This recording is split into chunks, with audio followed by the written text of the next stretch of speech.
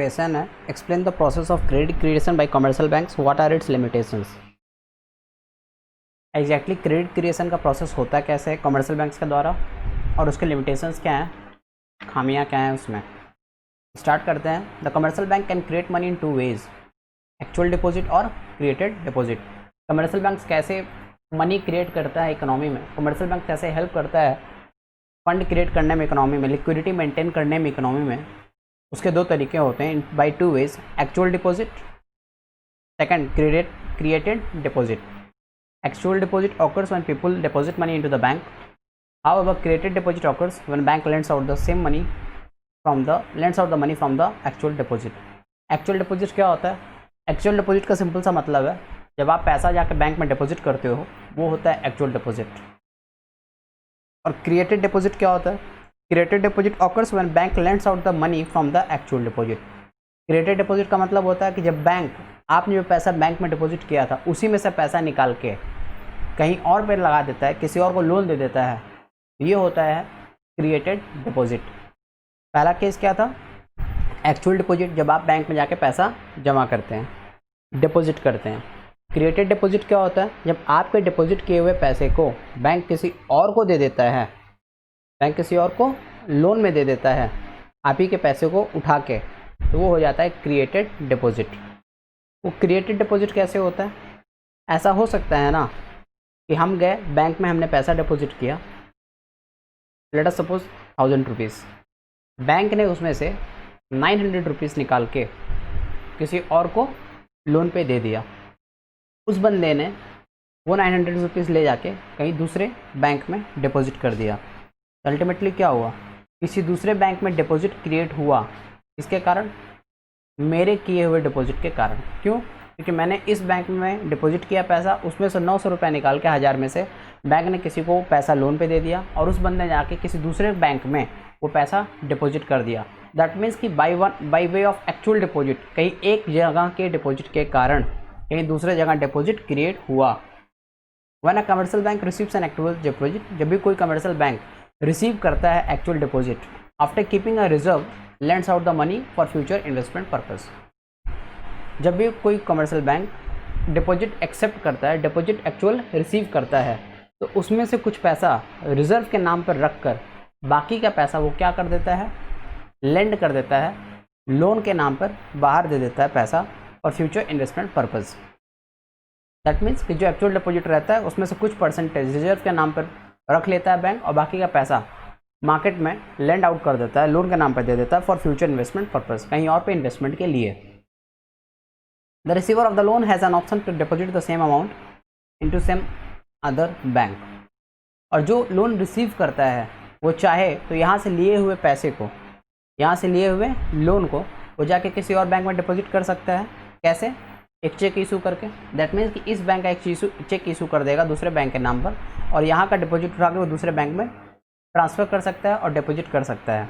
The receiver of the cheque में deposit the money into some other bank, तो किसी और बैंक में जाके ये डिपॉजिट कर सकता है इसी पैसे को। This is how actual deposit provides a way for created deposit. और इस तरीके से एक्चुअल डिपॉजिट रास्ता बनाता है क्रिएटेड डिपॉजिट के लिए। एक्चुअल डिपॉजिट वो था जो हमने बैंक में डिपॉजिट किया और क्रिएटेड डिपॉजिट वो था जो किसी बंदे ने आके इस बैंक से लोन लिया और ले जाकर दूसरे बैंक में डिपॉजिट कर दिया। तो वो क्या, उसने क्या किया? क्रिएट किया। मेरे इस एक्चुअल डिपॉजिट ने क्या किया? क्रिएट किया दूसरे डिपॉजिट को। दैट मीन्स कि मेरे इस एक्चुअल डिपॉजिट के कारण किसी और ने लोन उठाया और वो पैसा ले जाकर दूसरे बैंक में डाला, तो दूसरे बैंक में डिपॉजिट क्रिएट हो गया।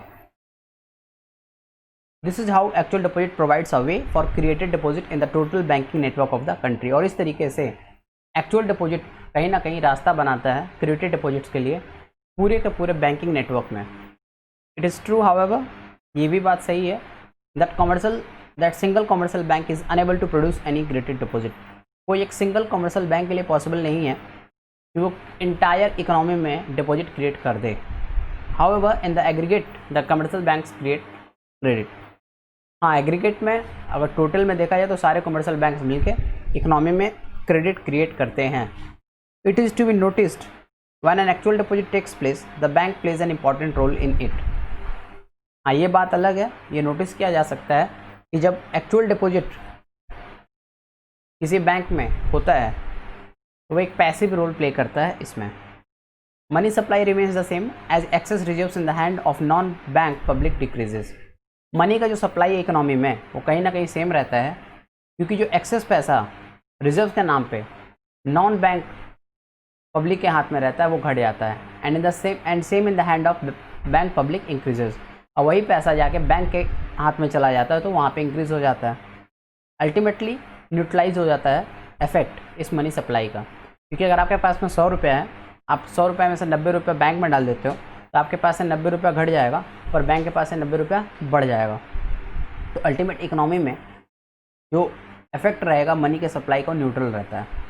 But when bank creates deposit from actual deposit, पर जब बैंक क्रिएट करता है deposit from actual deposit, it is an active transaction as bank play an active role. और जब बैंक क्रिएट करता है एक्चुअल डिपॉजिट, दैट मीन्स जब bank create करता है क्रिएटेड डिपॉजिट का रास्ता फ्रॉम एक्चुअल डिपॉजिट, वो एक एक्टिव ट्रांजेक्शन होता है जिसमें बैंक का एक्टिव रोल रहता है और उसके कारण मनी का सप्लाई इंक्रीज होता है to the limit of lending potential of the commercial bank. और किस हद तक मनी सप्लाई इंक्रीज किया जा सकता है? जिस हद तक किसी भी कमर्शियल बैंक का लेंडिंग पोटेंशियल हो, जिस हद तक वो लोन दे सकता हो, up to its foremost capacity after keeping a reserve for immediate demand of the customer. That means bank जितना हद तक हिम्मत हो सके, जितने उसके पोटेंशियल्स होते हैं उस हद तक बैंक क्रिएट करता है मार्केट में क्रिएटेड डिपॉजिट या सप्लाई ऑफ मनी। कैसे? जितना पैसा उसको रिजर्व के नाम पे रखना होता है for immediate demand of the customer उसको रख लेता है, बाकी का पैसा बैंक मार्केट में डिपॉजिट क्रिएट करने के लिए लोन के नाम पे लगा देता है। इसके कारण मनी का सप्लाई क्रिएट होता है बैंक के हाथों से in an passive role. An imaginary deposit is created in the name of the debtor of the bank by opening an account. और एक इमेजिनरी डिपॉजिट क्रिएट हो जाता है डेटर के नाम पे एक अकाउंट खुलने के बाद से। If the person withdraws the entire amount for self consumption, अगर कोई भी बंदा अपना पूरा पैसा उठा ले सेल्फ कंजम्पशन के लिए, the single bank can create no more deposit unless a new primary deposit takes place. That means कि कोई भी इंसान अगर पूरा का पूरा पैसा उठा ले अपने कंजम्पशन के लिए, तो कोई भी नया डिपॉजिट क्रिएट कर पाना, दैट मीन्स क्रिएटेड डिपॉजिट का जो प्रोसेस करता है बैंक लोन दे के, वो प्रोसेस कोई भी बैंक नहीं कर पाएगा जब तक कि नया डिपॉजिट उसके पास नहीं आता, क्योंकि उसके पास में जो एक्चुअल डिपॉजिट आता है उसी में से तो क्रिएट करता है क्रिएटेड डिपॉजिट।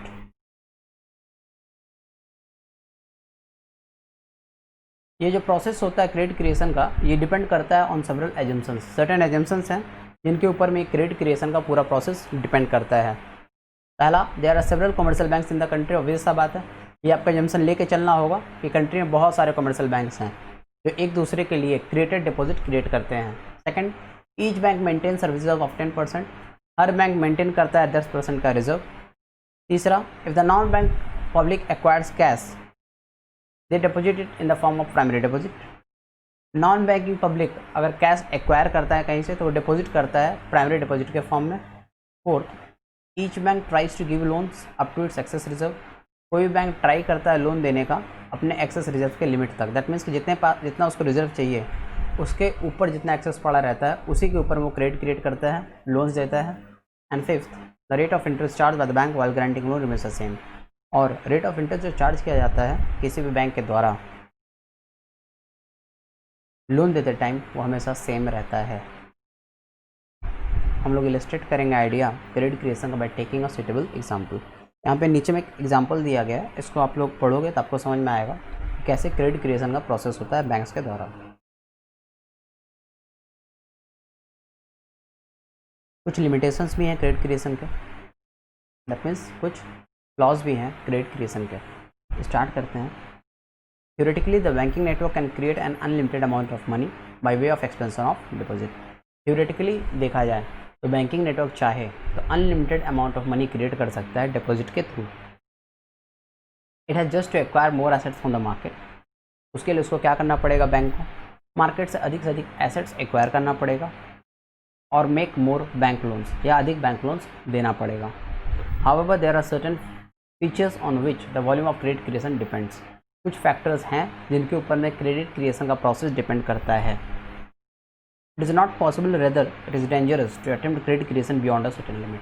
ऑब्वियसली ये बहुत डेंजरस सिचुएशन होता है कि अपनी लिमिट से ज़्यादा, अपनी औकात से ज़्यादा जाके बैंक अगर क्रेडिट क्रिएशन करने लगता है, अपनी औकात से ज़्यादा कोई बैंक जाके लोन देने लगता है पब्लिक को, दैट मीन्स जितनी उसके पोटेंशियल है, अपने पोटेंशियल से भी ज़्यादा अगर बैंक मार्केट में लोन प्रोवाइड करने लगे तो डेंजरस सिचुएशन होता है, सिर्फ उस बैंक के लिए ही नहीं, पूरे के पूरे इकोनॉमी के लिए।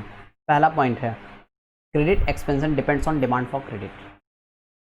क्रेडिट का जो एक्सपेंशन होता है, जो लोन एक्सपेंशन का जो प्रोसेस होता है, ये इस पर भी डिपेंड करता है कि मार्केट में ज़रूरत है कि नहीं लोन का। लोन आप देना तो चाहते हो, लोन आप एक्सपेंड तो करना चाहते हो, पर मार्केट में लोन का ज़रूरत है, क्रेडिट का ज़रूरत है, डिमांड क्रेडिट का है कि नहीं है, इस पर भी डिपेंड करता है।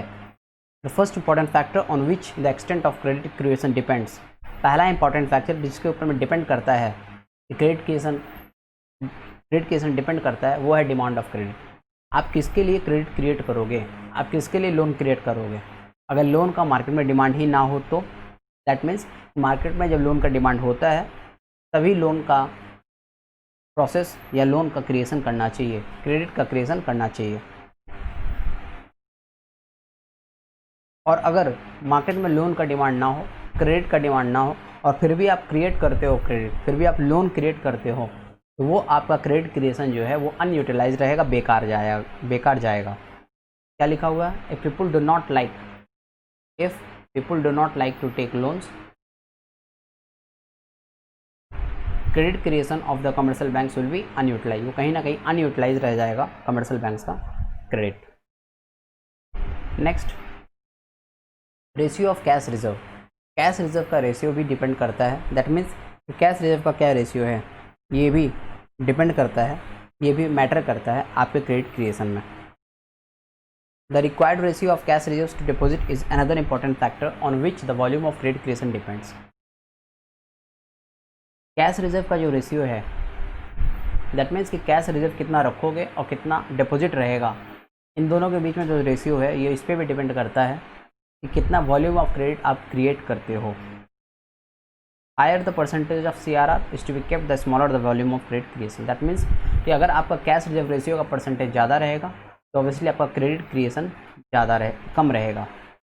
आप अगर अधिक कैश रिजर्व के नाम पर रखना चाहोगे तो ऑब्वियसली आप क्रेडिट के नाम पर कम कैश दे पाओगे। 100 रुपये अगर आपको डिपॉजिट के नाम पर मिलता है और आप उसमें से 80-90 रुपीज़ क्रेडिट के नाम पर कैश रिजर्व के नाम पर रखना चाहते हो, तो अल्टीमेटली मार्केट में आप क्रेडिट पे कितना दे पाओगे, 10 से 20 रुपया, उससे ज़्यादा नहीं दे पाओगे। Again by open market operation, ये भी है कि ओपन मार्केट ऑपरेशन के द्वारा, again by open market operation, by sale of government securities sale करके the central bank can reduce excess reserve of commercial bank, thereby reducing credit creation. Market में कई बार government security cell करता है, central RBI कई बार क्या करती है, मार्केट में गवर्नमेंट सिक्योरिटी सेल करती है बाय ओपन मार्केट ऑपरेशंस और रिड्यूस कर देती है excess reserve of commercial bank. That means कि जो एक्सेस रिजर्व पड़ा हुआ कमर्शियल बैंक्स के पास में उसको वो रिड्यूस कर देती है। Third point, public desire to hold cash. Credit creation इस पर भी डिपेंड करता है कि बैंकिंग सिस्टम के पास में कितना कैश अवेलेबल है। Credit creation depends on amount of cash with the banking system.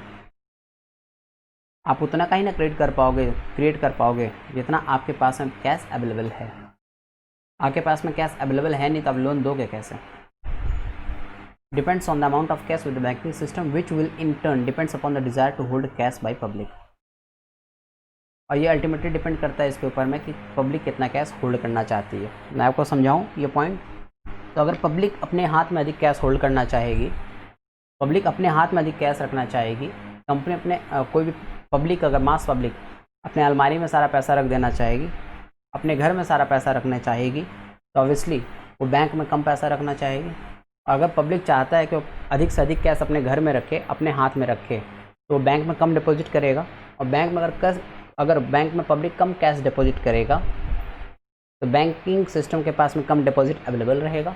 और बैंकिंग सिस्टम के पास में अगर कम डिपॉजिट अवेलेबल रहेगा तो बैंकिंग सिस्टम ऑब्वियसली कम क्रेडिट या कम लोन दे पाएगा मार्केट में। तो अल्टीमेटली सब कुछ डिपेंड इसके ऊपर में करता है कि पब्लिक चाहती क्या है at any situation of time, at any point of time. At any point of time अगर पब्लिक चाहता है तो अधिक से अधिक कैश बैंक में रखे, अपने पास में कम से कम कैश रखे, घर में कम से कम कैश रखे, तो इसलिए बैंक के पास में कैश बढ़ जाएगा। बैंकिंग सिस्टम के पास जब कैश बढ़ जाएगा तो बैंकिंग सिस्टम क्या करेगा, और अधिक क्रेडिट दे पाएगा। If for any reason the people decide to hold cash, और अगर कुछ रीजन्स के कारण लोग चाहें कि वो अपना कैश अपने पास में रखें, तो उस सिचुएशन में बैंक के पास में कम पैसा जाएगा, लोग डिपॉजिट कम करेंगे तो बैंक के पास पैसा जाएगा कम, बैंकिंग सिस्टम के पास कैश क्रंच हो जाएगा, शॉर्टेज ऑफ कैश होगा। The bank will have lesser amount deposit with them, तो अगर लोग चाहें कि अपने हाथ में अधिक कैश रखें तो बैंक के पास में कम पैसा जाएगा, and hence credit creation is smaller, और इसके कारण क्या होगा, क्रेडिट क्रिएशन स्मॉल होगा, कम होगा, क्योंकि जब बैंक के पास में खुद ही का पैसा कम रहेगा तो बैंक कम लोन दे पाएगा मार्केट में। Next, nature of business condition of in a country. Credit creation इस पर भी डिपेंड करता है कि किसी भी कंट्री का बिजनेस कंडीशन कैसा चल रहा है, वहाँ पे डिप्रेशन का पीरियड है या प्रॉस्पेरिटी है। Credit creation also depends on this factor where it will be higher in days of prosperity and lower in days of depression. That means कि किसी कंट्री में अगर डिप्रेशन का पीरियड चल रहा हो, बिजनेस अच्छा ना चल रहा हो, तो वहाँ पे क्रेडिट क्रिएशन कम होगा, वहाँ पे लोग लोन कम लेंगे, बैंक लोन कम प्रोवाइड कर पाएगा। और कहीं किसी कंट्री में अगर प्रॉस्पेरिटी हो, बिजनेस अच्छे से चल रहा हो, तो लोग अधिक लोन लेंगे, बैंक अधिक लोन प्रोवाइड कर पाएगा। Next, leakage in credit creation. There may be difference between the maximum potential credit expansion and the actual expansion because of leakage. ये डिफरेंस हो सकता है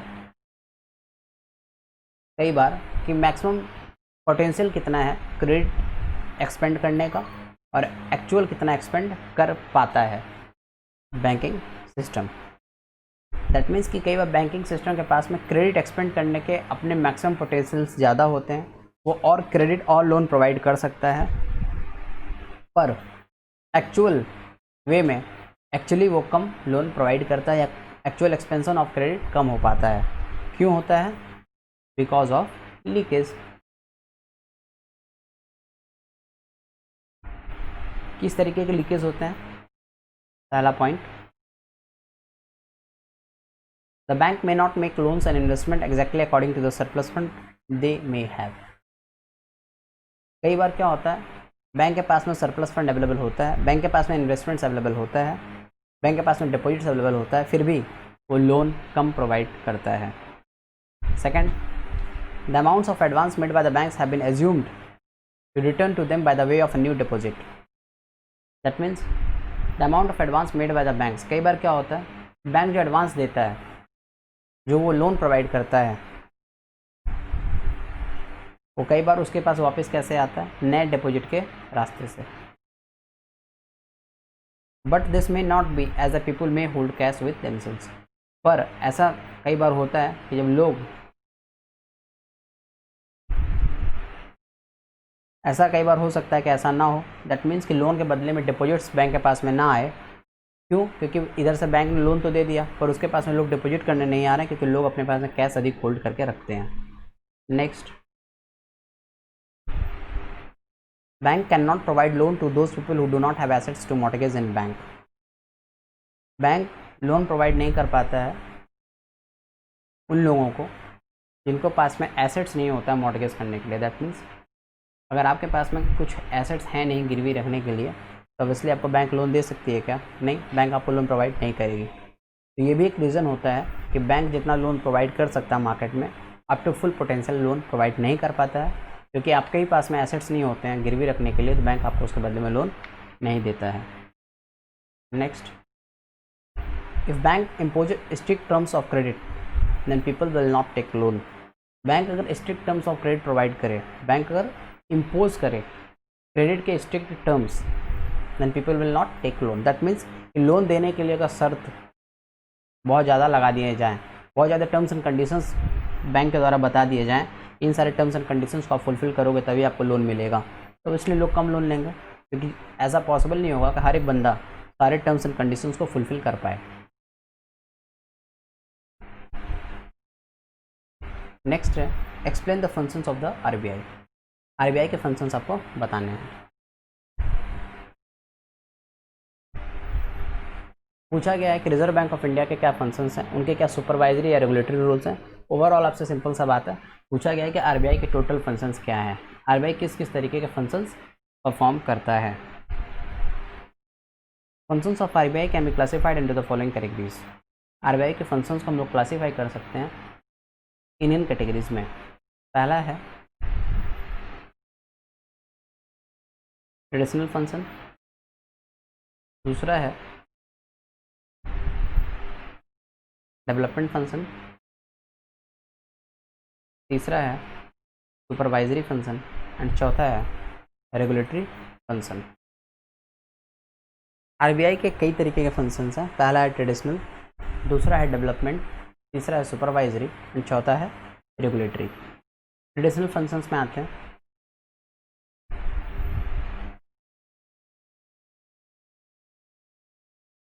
ट्रेडिशनल फंक्शन के अंदर में पहला है issue of currency notes. Reserve bank of India का ना सबसे पहला काम और सबसे ट्रेडिशनल काम जो आज तक रहा हुआ है वो क्या है, करेंसी नोट्स प्रोवाइड करना। मतलब कि आरबीआई का सबसे बड़ा काम यही है कि वो क्या प्रोवाइड करे, करेंसी नोट्स। उसका सिंपल सा काम है पहला कि वो करेंसी नोट्स इशू करे। मार्केट में करेंसी नोट्स का फ्लो मेंटेन करना ही काम है पहला आरबीआई का। According to section 22 of the reserve bank of India act 1934, RBI act 1934 के सेक्शन 22 के हिसाब से RBI has been empowered with the monopoly authority of issuing paper currency in India.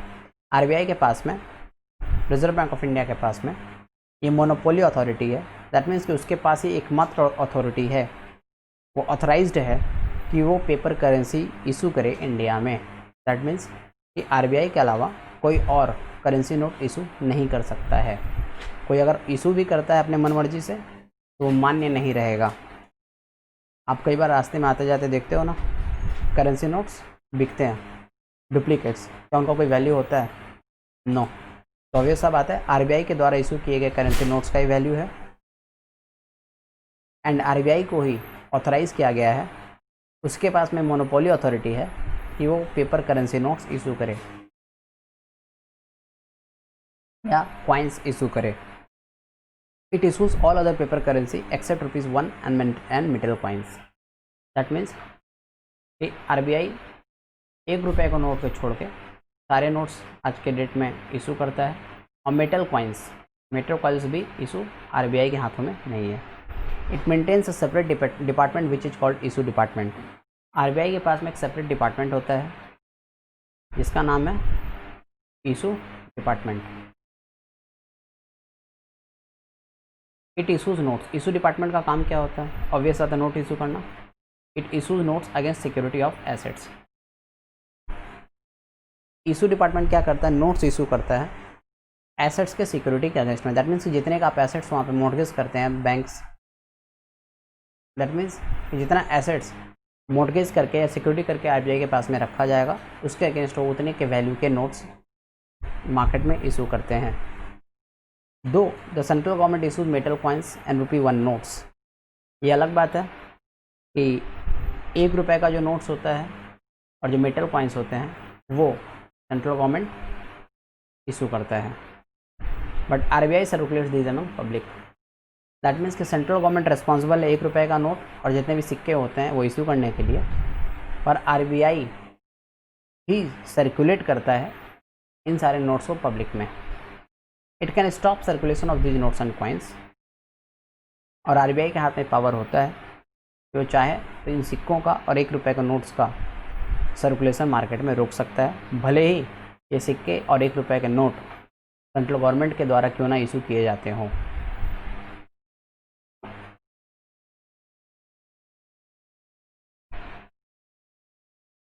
एक प्रोपोर्शनल रिजर्व सिस्टम मेंटेन किया जाता था पहले, which was later replace by minimum reserve system. That means notes जो इशू किया जाता था इंडिया में पहले वो प्रोपोर्शनल रिजर्व सिस्टम के एक प्रोसेस के ऊपर डिपेंड करके इशू किया जाता था, जो बाद में बदल दिया गया और रिप्लेस किया गया मिनिमम रिजर्व सिस्टम के द्वारा। RBI can not issue notes on its own desire. RBI notes issue नहीं कर सकता है अपने ओन डिज़ायर के ऊपर। It has to abide by certain conditions while issuing notes. That means कि आरबीआई अपने मन मर्जी से जब चाहे उतना जितना मन करे उतना नोट्स इशू नहीं कर सकता है। It has to abide, that means उसको फॉलो करना पड़ता है कुछ कंडीशंस नोट्स इशू करने के पहले। नहीं तो अगर ऐसा ना होता कि कुछ कंडीशंस को फॉलो ना करना पड़ता, आरबीआई अपने मन मर्जी से नोट्स इशू करता, तो ऑब्वियस सा बात है आरबीआई इतने नोट्स इशू कर देता मार्केट में, कोई भी गरीब नहीं रह जाता, सबके पॉकेट में बंडल ही बंडल रहता। According to RBI amendment act 1957, RBI amendment act 1957 के हिसाब से बैंक को मिनिमम रिजर्व मेंटेन करना पड़ता है 250 करोड़ के। That means according to RBI act amendment act 1957, the bank should maintain, जो बैंक्स होते हैं ना उनको क्या मेंटेन करना पड़ता है, मिनिमम रिजर्व मेंटेन करना पड़ता है 250 करोड़ तक का worth of gold coins and foreign securities. That means कि 250 करोड़ के वैल्यू का गोल्ड कॉइन और फॉरेन सिक्योरिटीज़ मेंटेन करना पड़ता है, which should not be less than 150 crore. That means 250 crore तक का गोल्ड कॉइन्स और फॉरेन सिक्योरिटीज़ मेंटेन करना पड़ता है 115 करोड़ तक का। But on special case RBI can issue notes at the request of central government without any reserve of foreign exchange. अब कुछ स्पेशल केसेज ऐसे आते हैं जिसमें सेंट्रल गवर्नमेंट अगर रिक्वेस्ट करता है तो आरबीआई इशू कर सकता है notes without any reserve of foreign exchange.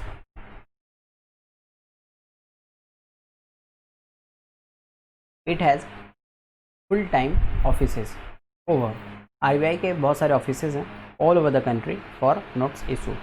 पूरे इंडिया में आरबीआई के ऑफिसेज हैं। Now the bank takes help of machinery for notes issue. आज के डेट में बैंक नोट इशू करने के लिए मशीनरी का हेल्प लेता है। Besides arrangement has been made for rapid change of very old currency. आज के डेट में बहुत सारे अरेंजमेंट्स किए जा रहे हैं, ओल्ड करेंसीज को चेंज कर दिया जाए नए करेंसीज के द्वारा। The RBI makes adequate arrangement for holding and distribution current notes. RBI बहुत एडिक्वेट अरेंजमेंट्स बना के रखता है नोट्स होल्ड करने और डिस्ट्रीब्यूट करने के लिए, and coins to ensure complete control over the country and credit system of India. That means कि आरबीआई के जो एडिक्वेट अरेंजमेंट्स हैं, आरबीआई के अरेंजमेंट्स जो हैं इतने अच्छे रहते हैं जिनके कारण डिस्ट्रीब्यूशन करेंसी नोट्स का हमारी इकोनॉमी में, हमारे कंट्री में, और क्रेडिट सिस्टम का हमारी इकोनॉमी और हमारे कंट्री में कंप्लीट कंट्रोल रहता है।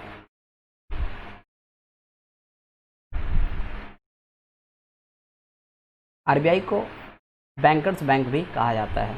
आरबीआई को बैंकर्स बैंक मतलब बैंकों का भी बैंक कहा जाता है। क्यों? RBI also guides help and direct other commercial banks in the country. RBI क्या करता है? हेल्प करता है, डायरेक्ट करता है बाकी कमर्शियल बैंक्स को।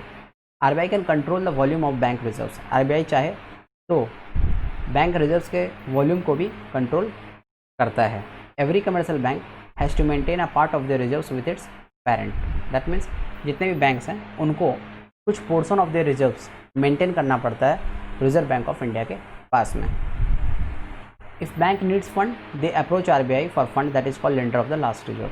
और अगर बैंक आपको पैसे की ज़रूरत पड़ती है, आप बैंक के पास में जाते हो, अगर बैंक को पैसे की ज़रूरत पड़ती है वो किसके पास जाएगा? आरबीआई के पास में। That is called lender of the last resort. इसीलिए आरबीआई को कहा जाता है lender of the last resort. That means ये सबसे बड़ा उधारी देने वाला कौन होता है? आरबीआई। क्योंकि बैंक को भी लोन या उधारी कौन देता है? क्रेडिट कौन देता है? RBI. Banker to the government, government के लिए भी बैंकर का काम करता है आरबीआई। आरबीआई सेंट्रल और स्टेट गवर्नमेंट के एजेंट के हिसाब से कई बार वर्क करता है। RBI works an agent of the central and state government. Central और स्टेट गवर्नमेंट के एजेंट के लिए हिसाब से आरबीआई कई बार काम करता है। The behalf of the government it makes payment, taxes and deposits. Government के बिहाफ में आरबीआई क्या करता है? पेमेंट्स करता है, टैक्सेस पे करता है और डिपॉजिट्स एक्सेप्ट करता है। It also represents the government at international level to.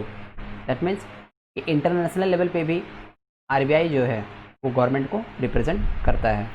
It maintains government accounts maintain करता है RBI, and provides financial advice to the government, और गवर्नमेंट को फाइनेंशियल एडवाइस भी प्रोवाइड करता है। दैट मीन्स कि समय समय पर गवर्नमेंट को अगर फाइनेंशियल एडवाइस की ज़रूरत हो तो आरबीआई उसे प्रोवाइड करता है। It also manages government public debts, government के पब्लिक डेट्स को भी मेंटेन करता है, मैनेज करता है, और फॉरेन एक्सचेंज रिजर्व्स को भी मेंटेन करने का काम आरबीआई के ही हाथ में है, जो गवर्नमेंट के बिहाफ में करता है। RBI also provides overdraft facility to the government in case of financial shortage, और कई बार गवर्नमेंट के पास में ना फाइनेंशियल शॉर्टेज होता है, कई बार पैसे की कमी गवर्नमेंट के पास में भी हो जाता है, तो आरबीआई उस सिचुएशन में ओवरड्राफ्ट फैसिलिटी प्रोवाइड करता है state governments and central governments को।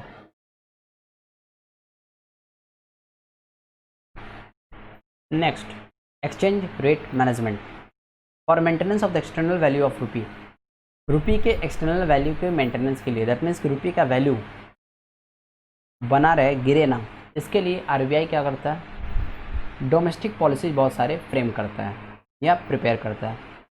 दैट मीन्स कि रुपी का वैल्यू कंट्रोल रहे, इसके लिए RBI from time to time बहुत सारे डोमेस्टिक पॉलिसीज फ्रेम करता है, फॉर्मुलेट करते रहता है।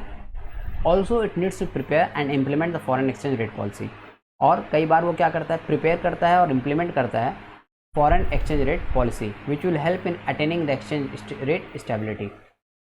दैट मीन्स कि वो इम्प्लीमेंट करता है फॉरेन एक्सचेंज रेट पॉलिसीज़ को भी, जिसके कारण वो एक्सचेंज रेट में स्टेबिलिटी लाता है। एक्सचेंज रेट में स्टेबिलिटी लाने का मतलब कि डॉलर और फॉर एग्जांपल डॉलर और रुपी के बीच में एक्सचेंज रेट स्टेबल रहे, इसके ऊपर भी काम करता है RBI. For the maintenance of exchange rate stability it has to bring demand and supply of foreign currency US dollar close to each other, और ये मेंटेन रहे एक्सचेंज रेट स्टेबिलिटी, इसके लिए डिमांड और सप्लाई फॉरेन करेंसीज का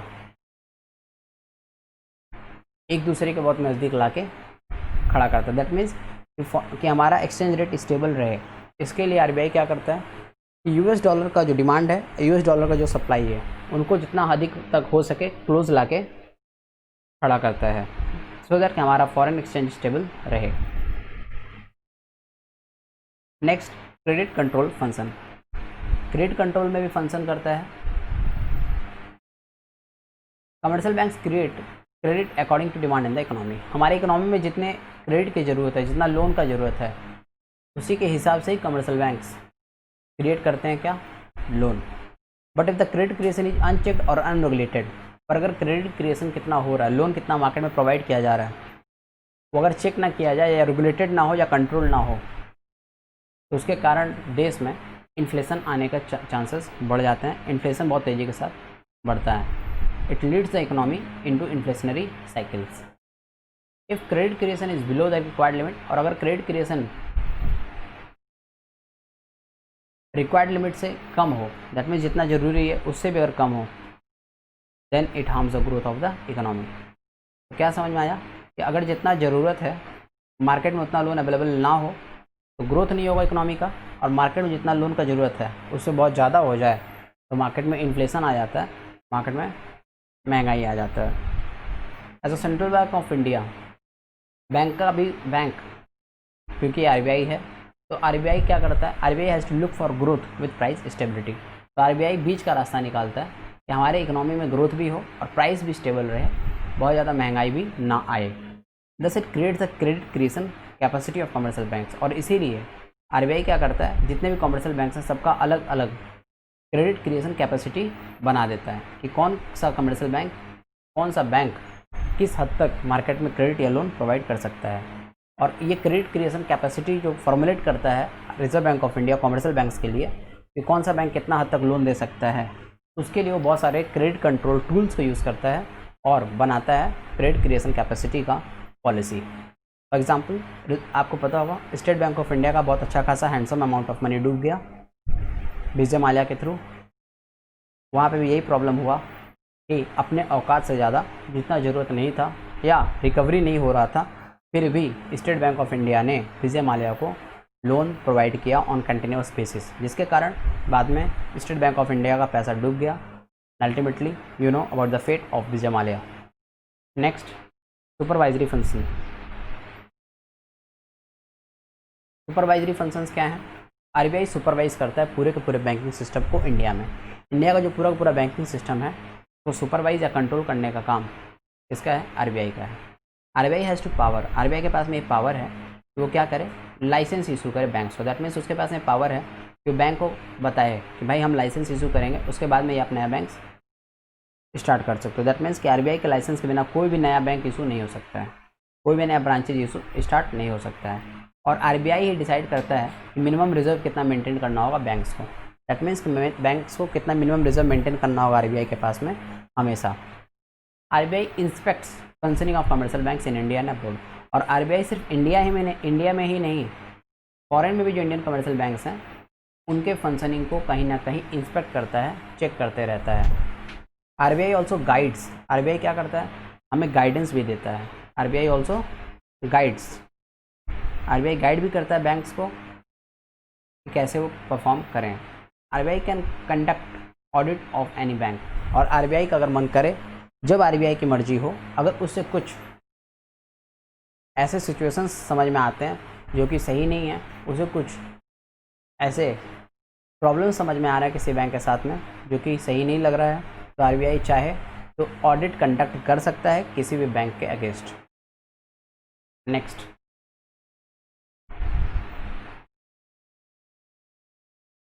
development functions क्या है RBI के? दैट मीन्स आरबीआई हमारे डेवलपमेंट में, फाइनेंशियल सिस्टम के डेवलपमेंट में कैसे मददगार सिद्ध होता है।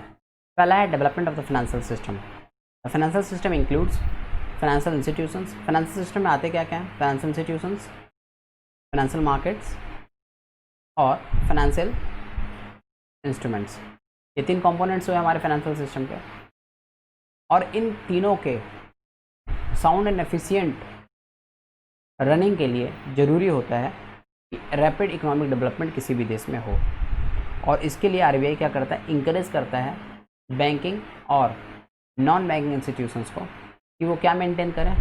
कि वो मेंटेन करें sound and healthy financial system. That means कि RBI banking on NBFC, non banking financial institutions को कहता है कि आप sound and healthy financial system maintain करके रखो, सो दैट हमारी इकोनॉमिक डेवलपमेंट नेशन की होती रहे। सेकंड पॉइंट आता है development of agriculture. Agri sector के लिए भी कहीं ना कहीं आरबीआई बहुत सारी पॉलिसीज लाते रहता है, फॉर्मुलेट करते रहता है, पॉलिसीज़ को ले डाउन करते रहता है, सो दैट कि एग्री सेक्टर जो है हमारा, जो हमारा एग्रीकल्चर का सेक्टर है, वो कंटिन्यूस डेवलप होते रहे। बिकॉज एग्रीकल्चर सेक्टर अगर डेवलप होता है तो इन टोटल हमारी इकोनॉमी पे उसका बहुत अच्छा इफेक्ट आता है। As we know, India is an agrarian economy, India agriculture based economy है। तो आरबीआई क्या करता है? तो आरबीआई ऑलवेज गिव्स अटेंशन, इसलिए आरबीआई क्या करता है? हमारे एग्रीकल्चर सेक्टर के ऊपर हमेशा ध्यान देता है। कैसे ध्यान देता है? कैसे हेल्प करता है? By assessing credit needs to the sector. जितने उधारी का ज़रूरत है, छोटे मोटे क्रेडिट की ज़रूरत है, छोटे मोटे लोन्स का ज़रूरत है, एग्रीकल्चर सेक्टर को लोन प्रोवाइड करना, क्रेडिट प्रोवाइड करना, इसमें आरबीआई मदद करता है। RRB, regional rural bank, national bank for agriculture and rural development, NABARD, ये कुछ एग्रीकल्चर फाइनेंस सेक्टर्स हैं, एग्रीकल्चर फाइनेंस बैंक्स हैं जो कि आरबीआई के कंट्रोल में आते हैं और जिन्हें इस्टेब्लिश ही किया गया था कि एग्रीकल्चर सेक्टर को और रूरल सेक्टर को रूरल डेवलपमेंट में कैसे मदद किया जाए, उसके लिए ये बैंक्स इस्टेब्लिश किए गए थे। Third, industrial finance. For economic development of country, industrial development is necessary. किसी भी कंट्री के इकोनॉमिक डेवलपमेंट के लिए ऑब्वियसली इंडस्ट्रियल डेवलपमेंट ज़्यादा ज़रूरी होता है। As we know, industries includes, industries किस किस तरीके के होते हैं? Small industries, middle industries and large scale industries. तीन तरीके के इंडस्ट्रीज होते हैं, स्मॉल, मीडियम एंड लार्ज। और इन्हीं तीनों के ऊपर में किसी भी इकोनॉमी का ओवरऑल डेवलपमेंट, किसी भी कंट्री का ओवरऑल इकोनॉमिक डेवलपमेंट डिपेंड करता है। और इसीलिए आरबीआई जो है, रिजर्व बैंक ऑफ इंडिया जो है, वो इन तीनों टाइप्स के इंडस्ट्रियल सेक्टर्स को कंटिन्यूअस सपोर्ट प्रोवाइड करता है, चाहे वो लार्ज स्केल हो, चाहे स्मॉल स्केल हो, चाहे मीडियम स्केल इंडस्ट्रीज हो। RBI had played the vital role for setting of such industrial financial institutions. और इसी लिए रिजर्व बैंक ऑफ इंडिया ने बहुत सारे फाइनेंशियल इंस्टीट्यूशंस को, इंडस्ट्रियल फाइनेंशियल इंस्टीट्यूशंस को इस्टेब्लिश किया, like ICICI, IDBI, SIDBI and EXIM etcetera. That means ये कुछ नाम हैं उन इंडस्ट्रियल फाइनेंशियल इंस्टीट्यूशंस के जिनको इस्टेब्लिश किया गया रिजर्व बैंक ऑफ इंडिया के द्वारा to boost industrial development in our country. Next, training provision. RBI also try to provide essential training to the staff of the banking industry. Banking industry के staffs को जो essential training होता है ना, time to time reserve bank of India provide करता है. RBI has set up banking trainers college at several places. और इसी सिलसिले में रिजर्व बैंक ऑफ इंडिया ने बहुत सारे बैंकर्स ट्रेनिंग कॉलेज खोले हुए हैं जो बैंकिंग स्टाफ्स को ट्रेनिंग प्रोवाइड करते हैं. द ट्रेनिंग इंस्टीट्यूट नेमली, क्या नाम है इनका? National institute of bank management NIBM. दूसरा bankers staff college and college of agricultural banking. ये कुछ नाम है उन ट्रेनिंग सर्विसेज प्रोवाइड करने वाले कॉलेजेस को जो बैंकिंग स्टाफ्स को ट्रेनिंग प्रोवाइड करते हैं. Next, data collection. RBI collect करता है important statistical data on several topics. That means RBI continuously क्या इंटरेस्ट रेट चल रहा है, मार्केट में इन्फ्लेशन कितना है, सेविंग्स का क्या ट्रेंड है, इन्वेस्टमेंट कैसा है मार्केट में, इन्फ्लेशन है या डिफ्लेशन है, इन सारी चीज़ों के ऊपर में डेटा कंटिन्यूसली कलेक्ट करते रहता है रिजर्व बैंक ऑफ इंडिया, जो बाद में उसके लिए यूजफुल साबित होता है नए पॉलिसीज़ बनाने में और रिसर्च करने में. Next, publication of the reports. RBI has its separate publication division. RBI के पास में अपना एक सेपरेट पब्लिकेशन डिवीज़न है जहाँ के थ्रू क्या करता है, एनुअल रिपोर्ट्स और weekly reports reserve bank of India के या कमर्शियल बैंक से क्या रिपोर्ट्स हैं वो पब्लिश करते रहता है, इशू करते रहता है. This division collects and publishes data on different sectors. ये डिवीज़न का काम ही है कि डिफरेंट सेक्टर्स जो हैं इकोनॉमी के, सर्विस सेक्टर, टेरिटरी सेक्टर, ठीक है, इंडस्ट्रीज़ में, एग्रीकल्चर में, सारे जो सेक्टर्स हैं उनके ऊपर में डेटा कलेक्ट करते रहता है और बाद में एक रिपोर्ट प्रिपेयर करता है. The reports and bulletins are regularly publish by the RBI. और इन सब डेटास के ऊपर में रिसर्च करके reserve bank of India continuously monthly bulletins issue करता है या वीकली बुलेटिन्स इशू करता है. It includes RBI weekly reports, RBI annual reports, report on trend and progress of commercial banks. Commercial bank का क्या प्रोग्रेस है, trend क्या है मार्केट में, इन्फ्लेशन डिफ्लेशन का. RBI एनुअल रिपोर्ट्स भी बहुत बार इशू करता है, कमर्शियल बैंक का कैसा प्रोग्रेस है, इन सब चीज़ों के ऊपर में डेटा कलेक्ट करके अपने रिसर्च प्रोवाइड करता है रिजर्व बैंक ऑफ इंडिया. और ये इन्फॉर्मेशंस अवेलेबल हैं. This information is made available to the public at cheap rates. और रिजर्व बैंक ऑफ इंडिया इसका पूरा कोशिश करता है कि ये जो डेटा है, ये जो रिसर्च किए हुए डेटाज़ हैं जिनको वो इशू करता है, जिनको पब्लिश करता है, वो आम आदमी के लिए, जनरल पब्लिक के लिए, मास पब्लिक के लिए चीपर रेट्स में अवेलेबल रहे, कम से कम रेट में अवेलेबल रहें कि वो समझ पाएँ कि क्या सिचुएशन है उनकी इकोनॉमी का या कमर्शियल बैंक्स का. नेक्स्ट है point reserve bank of India के फंक्शंस में promotion of banking habits. Reserve bank of India necessary steps लेता है कि लोगों के बीच में बैंकिंग हैबिट्स प्रमोट किया जा सके for economic development. That means कि लोगों के बीच में अगर बैंकिंग हैबिट रहेगा तो इकोनॉमिक डेवलपमेंट पॉसिबल होगा किसी भी कंट्री के लिए. RBI has setup many institutions. Reserve bank of India ने बहुत सारे इंस्टीट्यूशंस सेटअप किए हुए हैं, like deposit insurance corporation 1962, UTI 1964, IDBI 1964, NABARD 1982, NHB 1988. ये कुछ बहुत सारे इंस्टीट्यूशंस हैं जिनको सेटअप किया गया है, इस्टेब्लिश किया गया है RBI के द्वारा. These organisation develop and promote the banking habits among the people. और ये ऑर्गेनाइजेशंस का काम ही है कि वो लोगों के बीच में बैंकिंग हैबिट को डेवलप करें, नरिश करें. Next, export promotion. RBI always try करता है कि लोगों को इंकरेज किया जाए एक्सपोर्ट इंपोर्ट के लिए. That means RBI also tries to encourage the facilities for providing finance for foreign trade, especially exports. That means कि फॉरेन ट्रेड के लिए, एक्सपोर्ट्स के लिए किसी को फंड का ज़रूरत हो, फाइनेंस का ज़रूरत हो, reserve bank of India provide करता है. The export import bank of India EXIM and the export credit guarantee control of India ECGC are supported by refinancing their lending for export purpose. ये जो दो institutions का नाम लिया गया, bank का नाम लिया गया, इन्हें कहीं ना कहीं सपोर्ट बहुत अच्छे लेवल पर करता है reserve bank of India. So that कि एक्सपोर्ट इंपोर्ट डेवलप हो, अधिक से अधिक फॉरेन ट्रेड पॉसिबल हो। सुपरवाइजरी फंक्शंस, आरबीआई के बहुत सारे सुपरवाइजरी फंक्शंस हैं जिनके थ्रू वो सुपरवाइज और एडवाइस करता है कमर्शियल बैंक्स को। पहला, granting licence to banks. RBI licence grant करता है बैंक्स को कि वो बिजनेस अपने प्रोवाइड कर सकें, बैंकिंग बिजनेस दे सकें। RBI also provides licence for opening extension counters, new branches, even to close down existing branches.